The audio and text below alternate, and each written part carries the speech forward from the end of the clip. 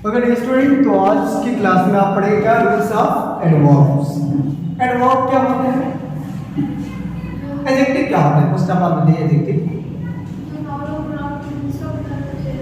हाँ, an adjective is a word that qualifies a noun और pronoun. अब adverb क्या है? एडवर्ब हिंदी में क्या कहते हैं? क्रिया विशेषण। An adverb is a word that qualifies all parts of speech except a noun, pronoun and a interjection. Noun, pronoun और इंटरजेक्शन को छोड़कर जो अन्य सभी पार्ट्स ऑफ स्पीच को क्वालिफाई करे वह क्या होता है? एडवर्ब होता है। ठीक है ना? जैसे मैंने कह दिया कि मोहन इज ऑलवेज हैप्पी, तो ऑलवेज क्या है? एडवर्ब। ऑलवेज क्या है? एडवर्ब है। शी इज वेरी फैट, तो वेरी क्या है? एडवर्ब। वेरी क्या है? एडवर्ब है। तो कहने का तात्पर्य क्या है? नाउन, प्रोनाउन और इंटरजेक्शन को छोड़कर वह शब्द जो अन्य सभी पार्ट्स ऑफ स्पीच की विशेषता बताने का कार्य करे वह क्रिया विशेषण या एडवर्ब कहलाता है। यहाँ तक क्लियर है ना? एडवर्ब बता पाएंगे ना? An adverb is a word that qualifies all parts of speech except a noun, pronoun and a interjection. Noun, pronoun और इंटरजेक्शन को जो छोड़कर जो अन्य सभी पार्ट्स ऑफ स्पीच की विशेषता बताए वह क्या कहलाता है? एडवर्ब कहलाता है। वहाँ बोर्ड एग्जामिनेशन में आपसे परिभाषा नहीं पूछी जाएगी। ठीक है? आपसे क्या पूछा जाएगा? इससे रूल्स, वो भी रूल्स लिखने नहीं होंगे, आपको उसकी जानकारी होनी चाहिए ना कि कौन सा रूल कहाँ अप्लाई होगा। पूरा सिंटैक्स ही क्या है? रूल्स को जानना और कहाँ पर अप्लाई करना वो जानना, क्योंकि इसमें बोर्ड परीक्षा में आपके क्या क्या है? इनकरेक्ट फॉर्म में दिया रहता है और कॉम्पिटिटिव एग्जाम में कैसे दिया रहता है? एरर के रूप में। चार पार्ट में बांट देगा सेंटेंस को और पूछेगा कि in which part there is a error, किस पार्ट में एरर है। ठीक है? तो चार ऑप्शन रहेंगे, जिस पार्ट में आपको एरर रहेगा उसको आपको हल करना रहेगा। जैसे मैंने लिख दिया एक sentence, sun rises in the east। ठीक, ऐसा पार्ट रहेगा, यहां रहेगा A B C D। ठीक है? A B C D। अब पूछे किसमें गलती है? किसमें गलती है? हाँ, यहाँ। क्यों? क्योंकि इसके पहले आर्टिकल द लगता है, तो क्या सही था? Sun rises. तो आप कॉम्पिटिटिव एग्जाम इसको सही नहीं करना रहेगा। क्या करना रहेगा? ये सिर्फ आपको जो ब्लैंक रहता है उसको क्या करना रहेगा? फिल करना रहेगा। ठीक है ना? ए वाले का क्या कर देंगे? फिल कर देंगे और आपका सही हो जाएगा। ठीक है ना? तो कॉम्पिटिटिव एग्जाम में भी इस फॉर्मेट में इसी टेस्ट को पूछता है, लेकिन बोर्ड एग्जाम में ये बीच में पार्टीशन ना करके इसको एक सेंटेंस दे देगा और उसको करेक्ट करने के लिए देगा। ठीक है ना? तो नेचर आप जानते रहेंगे तो आपको करने में काफी आसानी होगी। तो आइए देखते हैं rules of adverb. Rules of adverb. Rules of adverb की श्रृंखला में आपका जो पहला रूल है क्या है कि एडवर्ब को जितना ज्यादा पॉसिबल हो उस शब्द के पास रखना चाहिए जिसको मॉडिफाई या क्वालिफाई करता है, अन्यथा इसके अर्थ में क्या आ जाता है? परिवर्तन आ जाता है ना। जैसे समझिएगा, मैंने कह दिया कि Ram also went to Bhairav Baba. Ram also went to Bhairav Baba. और दूसरा मैंने सेंटेंस लिख दिया, Ram went to Bhairav Baba also. Dear student, दोनों वाक्यों में शब्द सेम है। ठीक है? शब्द सेम है, लेकिन इनका अरेंजमेंट इधर उधर हुआ है। आल्सो तो क्या है? एडवर्ब है। यहां आपने देखा कि राम के बाद आल्सो को रखा गया है। ठीक है ना? तो इसका अर्थ क्या कि राम भी भैरव बाबा गया। क्या राम भी भैरव बाबा जाता था? ठीक है ना? लेकिन यहां देखिए, Ram went to Bhairav Baba also, Bhairav Baba के बाद एडवर्ब रखा गया है। भैरव बाबा के बाद एडवर्ब रखा गया है, यानी इसको यहाँ किसको मॉडिफाई कर रहे हैं? भैरव बाबा को। तो यहाँ क्या जाएगा कि राम भैरव बाबा भी जाता था, या राम भैरव बाबा भी गया। पहले मान लीजिए दोनों में समझिए। इसके पहले का क्या होगा? राम जी भैरव बाबा गया भी कह सकते हैं, जाता था भी कह सकते हैं ना। और यह इसका क्या होगा? राम भैरव बाबा भी गया। क्लियर हो रहा है ना?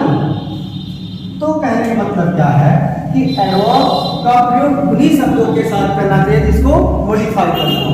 इधर उधर करने पर वाक्य का अर्थ पूरी तरह से बदल जाता है। ठीक है ना? कोई दिक्कत नहीं होगी ना इसमें?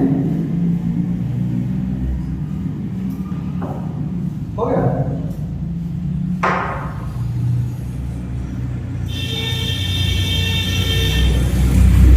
आगे बताए? रूल लगा देखिएगा। तो डियर स्टूडेंट, आपने सेकेंड रूल क्या देखा कि जब कोई एडवर्ब किसी इंट्रांजिटिव वर्ब को मॉडिफाई करता है, किसको मॉडिफाई करता है?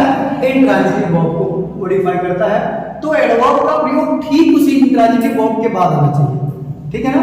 इंट्रांजिटिव वर्ब क्या होती है? सबसे पहले क्या होती है? A verb that does not follow with an object. ठीक है? इंट्रांजिटिव वर्ब मतलब अकर्मक क्रिया, ऐसी क्रिया जिसके साथ ऑब्जेक्ट नहीं दिया हो, क्या होती है? अकर्मक क्रिया होती है। तो बता रहा है कि जब कोई वर्ब अकर्मक क्रिया को लेकर चले तो एडवर्ब का प्रयोग ठीक उसके बाद करते हैं। जैसे कह दिया गया रागिनी लिव्स हैप्पीली। तो यहाँ एडवर्ब कौन है? हैप्पीली है। देखिए ये लिव्स यहाँ क्या है? इंट्रांजिटिव वर्ब है। कैसी वर्ब है? Intransitive verb. तो किसके साथ ऑब्जेक्ट दिया गया है? नहीं दिया गया है। तो इंट्रांजिटिव वर्ब के तुरंत बाद हमें क्या लिखना होता है? एडवर्ब लिखना होता है। ठीक है ना? जैसे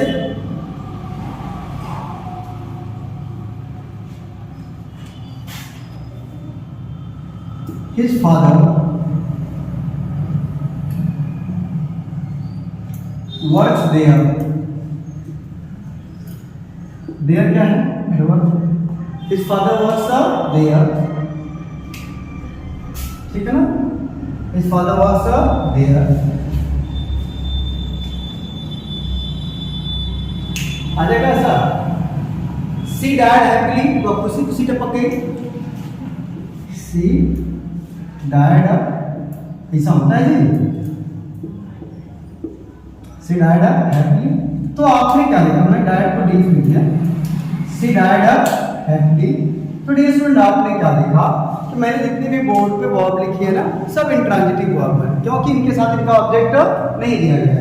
इनके साथ इनका ऑब्जेक्ट नहीं दिया गया। और जब ऑब्जेक्ट नहीं दिया गया है तो इसका मतलब क्या है कि एडवर्ब को तुरंत उसके बाद लिखेंगे। ठीक है ना? कोई दिक्कत नहीं है इसमें? आ जाएगा ऐसा। चलिए, आया अपने दिशा में? रागिनी सबसे बड़ा चैलेंज रागिनी को आता है। आया? रूल्स क्या है स्टूडेंट? आप देखिएगा कि बोर्ड पर मैंने कुछ सर्टेन एडवर्ब्स ऑफ टाइम लिख रखे हैं। कौन कौन है? Always, ever, seldom, sometimes, often, never, frequently इत्यादि। ये ऐसे एडवर्ब्स ऑफ टाइम हैं कि इनका प्रयोग हमें उस वर्ब से पहले करना है जिनको यह मॉडिफाई करते हैं। ठीक है ना? जैसे नेवर का ही लीजिएगा, एवर नेवर सब इसमें आएगा। आप देखते हैं ना, she nevers tell a lie. She never tells a lie. आपने डियर स्टूडेंट यहाँ क्या देखा कि नेवर का प्रयोग है इस वर्ब से पहले वर्ब। ठीक है ना? नेवर क्या है? वर्ब ऑफ टाइम है, इसका प्रयोग वर्ब से पहले वर्ब। कभी कभी परीक्षा में कैसे देगा? She tells never a lie. Incorrect, क्योंकि रूल क्या है कि जितने ऊपर ये एडवर्ब्स ऑफ टाइम दिए गए हैं ना, इनका प्रयोग वर्ब से पहले करना है। इनका प्रयोग वर्ब से पहले करना है। जैसे he always speak the truth। he always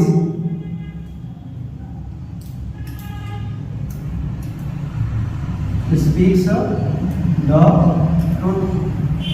तो आपने क्या देखा, ऑलवेज भी क्या है, एडवर्ब ऑफ टाइम है, ठीक है। अच्छा, एक मुहावरा आपको बार बार सुनो ना, बार्किंग डॉग्स सेल्डम बाइट, जो गरजते हैं वह बरसते नहीं ना, बार्किंग डॉग्स सेल्डम बाइट ना, भोजपुरी क्या कहते हैं, जो कुत्ता भौंकता है वो काटता नहीं ना, जो गरजते हैं वो बरसते नहीं, क्या होता है, बार्किंग डॉग्स।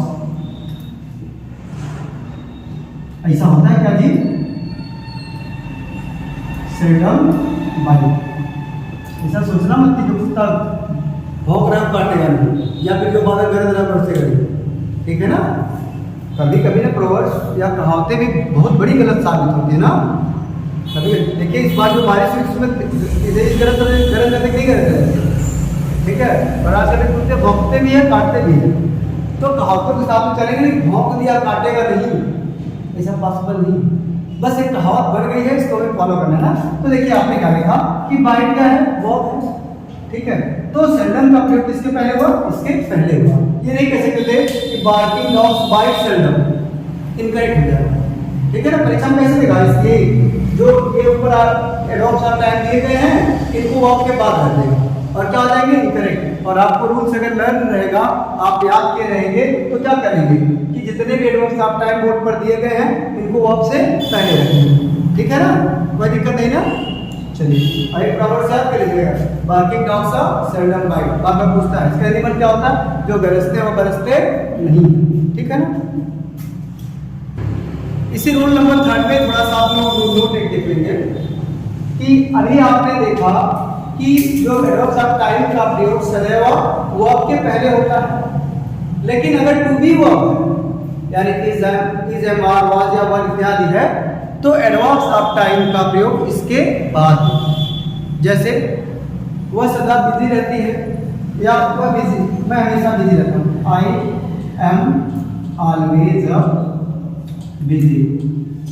तो आपने क्या देखा कि इसका प्रयोग किसके बाद, बी वर्ब के पश्चात हुआ, ठीक है। इसका प्रयोग क्या हुआ, बी वर्ब के पश्चात हुआ, ठीक, कोई दिक्कत नहीं ना, सुन आ रही बात ना।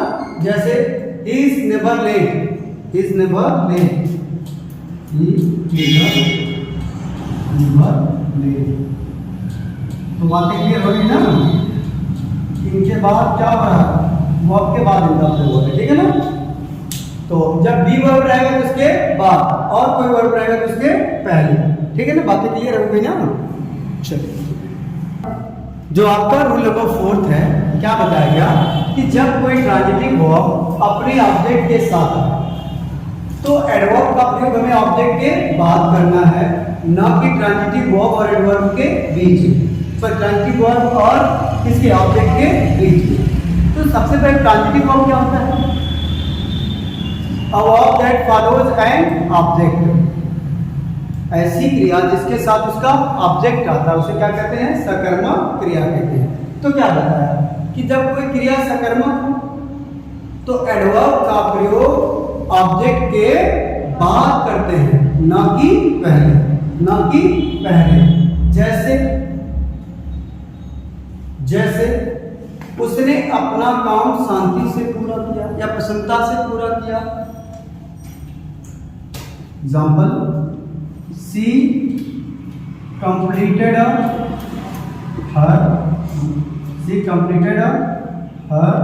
work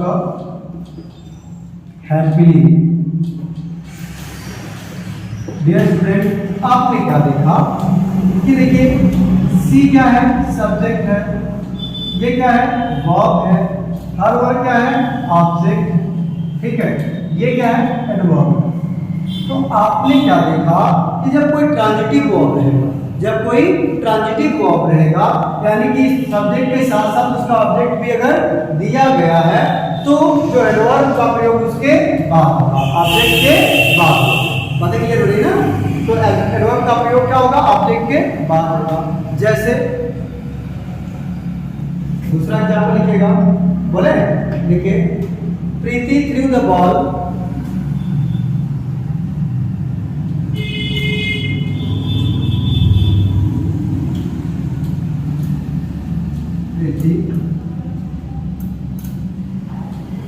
through the ball.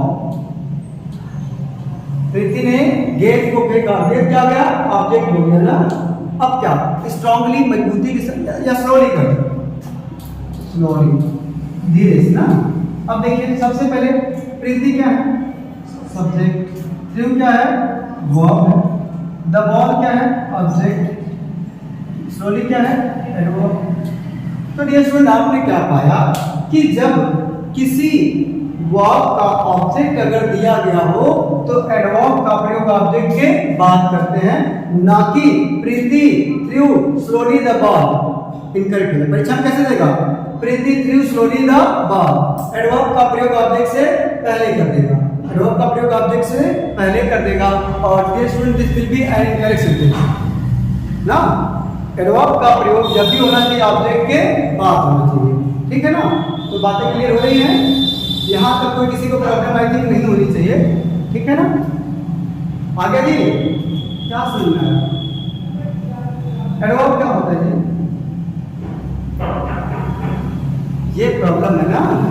चलिए डियर स्टूडेंट रूल नंबर 5 में आपको क्या देखना है, जब किसी वाक्य में auxiliary verb, auxiliary verb means helping verb, सहायक क्रिया, जैसे क्या is, am, are, do, does, has, have इत्यादि ना, और साथ साथ मेन वर्ब जानते हैं ना, प्रिंसिपल वर्ब भी से कहते हैं, मेन वर्ब दोनों का प्रयोग हो तो एडवर्ब का प्रयोग इन दोनों के बीच में होता है। एग्जांपल देखिए, सबसे पहले सी क्या है, सब्जेक्ट है, सी क्या है, सब्जेक्ट है, ये क्या है, ऑक्सिलरी वर्ब, विल क्या है, ऑक्सिलरी वर्ब है, ये क्या है, एडवर्ब है, ये क्या है, एडवर्ब है, हेल्प क्या है, मेन वर्ब है, ठीक है, ये भी क्या है, ऑब्जेक्ट। देखिए तो आपने क्या देखा कि जब कोई हेल्पिंग वर्ब आए और मेन वर्ब, हेल्पिंग वर्ब आए और मेन वर्ब, यानी ऑक्सिलरी वर्ब आए और प्रिंसिपल वर्ब आए, तो एडवर्ब का प्रयोग इन दोनों वर्ब के बीच में होता है। तो एडवर्ब का प्रयोग इन दोनों क्रियाओं के बीच में होता है, ठीक है ना, बात क्लियर है ना। तो एडवर्ब का प्रयोग इन दोनों क्रियाओं के बीच में होता है, क्लियर है ना। तो एक आध एग्जांपल लिखेंगे, जैसे यहाँ तक क्लियर है ना।